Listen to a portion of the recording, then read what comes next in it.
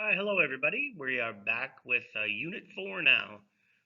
Excuse me, Unit 4 out of 5. And this unit involves political beliefs, public opinion, and policy, economic policy, social policy, and foreign policy. So we start today with political beliefs and public opinion, and it'll be divided into two.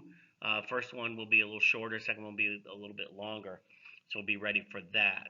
So starting out, we will talk about general ideas, political beliefs, and core values. We say core values generally in our population today. We have these core values to one extent or another. Individualism, and that idea is the belief in the fundamental worth and importance of the individual. And there is a spectrum of that, of course. It can be very much individualistic as far all the way to isolation, or we can go all the way to enlightened self-interest. The idea there is just make sure we understand that self-interest and selfishness are two different things. If somebody has self-interest, they are not selfish. Okay, and that is a problem that we have with political definitions today.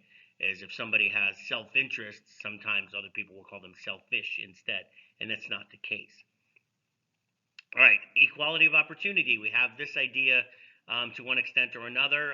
This one, not quite sure if this is as much today, but for the course, of course, we have this idea that everyone can achieve the American dream. And there have been many changes over time to increase access for everyone. We talked about one last unit, and we'll get there in a second. So say the 14th Amendment. So this one helping make more of equality of opportunity. The Civil Rights Act of 64, big part of the last unit as well. And then the idea, again, is varying degrees of how much government should do. How much government should do. So behind my picture there is how much government should do. All right. Additionally, we have the idea of free enterprise to some extent or another. Again, for the purposes of this course, there we are. I'm not so sure we have this as a core value anymore. I just don't know. It began, of course, as laissez-faire. The idea, this is a century ago. The best regulator of supply and demand are the producers and consumers to keep the government out. Then we get to the progressive era and the New Deal. We will talk about this again. We talk about ideology towards the end of part B today. That changed the idea of the role of government in the marketplace. That the government had a much larger role, of which it still does. Increased government involvement, increased regulation.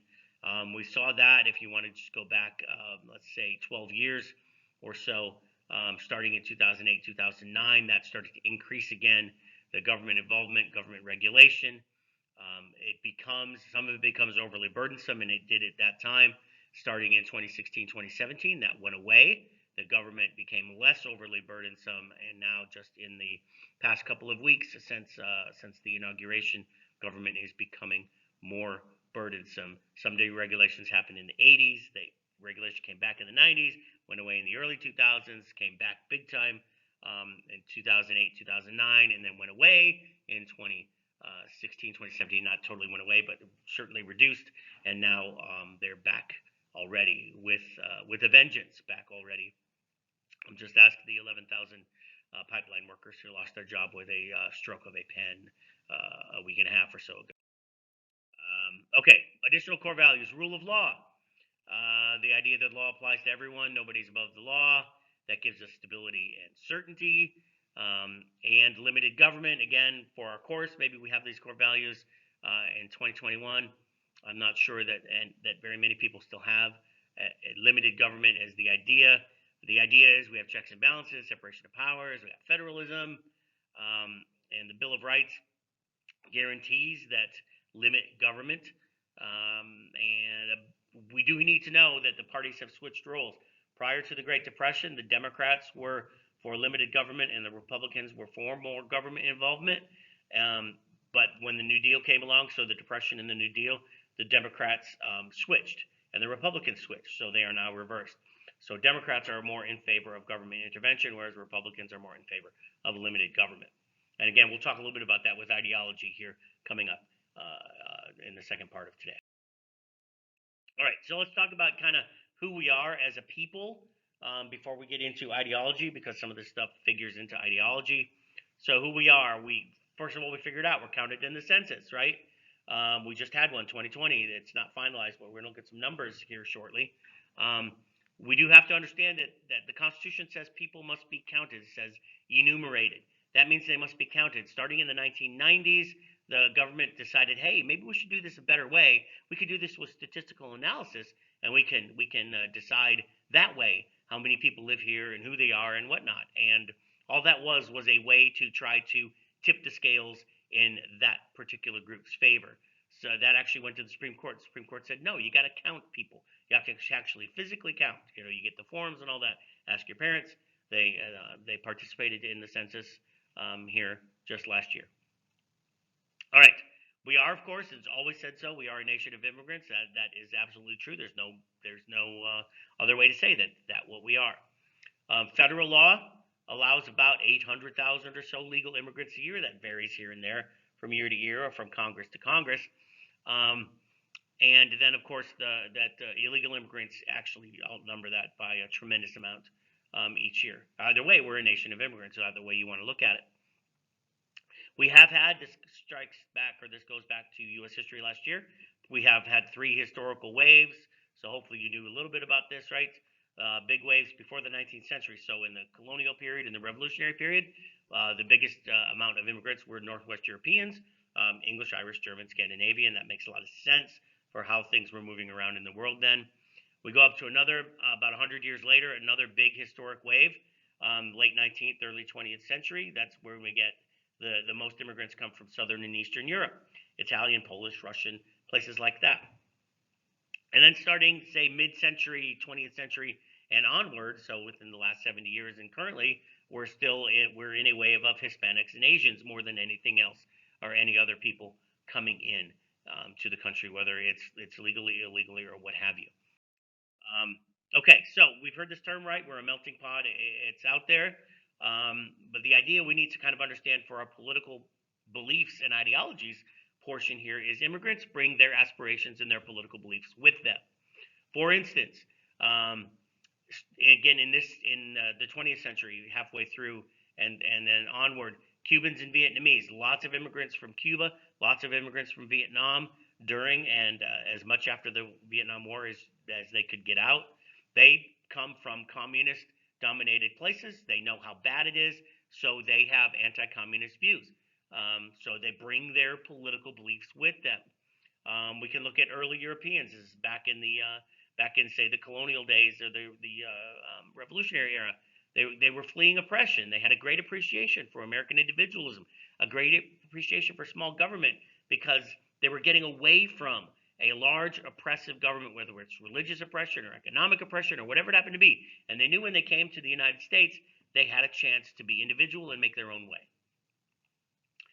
So let's get an idea. We just had the census. It's not 100% final yet, but the estimates are out there. So who we are racially and ethnically, let's see where we stand.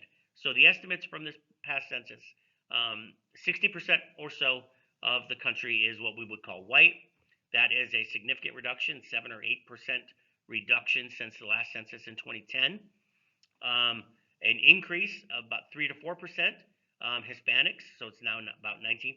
It was about 14-ish, 15-ish percent, 15-ish percent in 2010.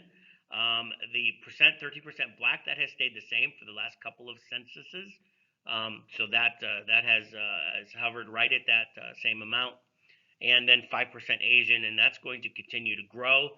Remember, it's one of the fastest growing. We talked about that last unit. One of the fastest growing immigrant groups, and that will be increasing as time goes on. By the 2030 census, that will probably have a significant increase in that population. Okay, last slide for this part. Really quick, demographic shifts. We have to understand that things are shifting, and they make a difference because of reapportionment. So that's political. So it works into our course here. U.S. population is now centered in the West and the South. It was centered in the Northeast and the northern part of the Midwest. That has changed in the past 50 years or so. Slowly and slowly, U.S. population has been moving west and south. And that brings, for our purposes of the course, massive political changes because of reapportionment, right? Every 10 years. We just had the census. here in the next year and a half or so is going to be reapportionment. States, mostly southern states and western states, are going to gain seats, and mostly northeastern and maybe northern midwestern states are going to lose seats. And that's the way it's going to be. And so that's a massive change. Regional demographic shifts happen. Again, northern and northeastern states are losing population. There's also an age demographic shift here that has a big part on policy, which we'll talk about in the latter part of the unit. We use this term in the civil rights portion, the graying of America, and it's still true, right? We live longer, our birth rate is dropping, and the baby boom generation was just so huge that we are starting to bulge at the top of a population pyramid. If you remember that from, say, maybe if you took AP Human, the U.S. population pyramid is very interesting looking. And this, of course, has a huge effect later in this unit, and that's the big part here. It has a massive effect on public policy because of Social Security, Medicare, things like that, where we spend our money. And you'll see that when we get to policy. That's where the vast majority of the money the U.S. government spends, believe it or not, is Social Security and Medicare. It's not defense. It's Social Security and Medicare. Make up 60% of everything the government spends every year. So anyway, so this finishes the demographic part. We're going to get into political ideologies in the next one for today. So I'll see you on the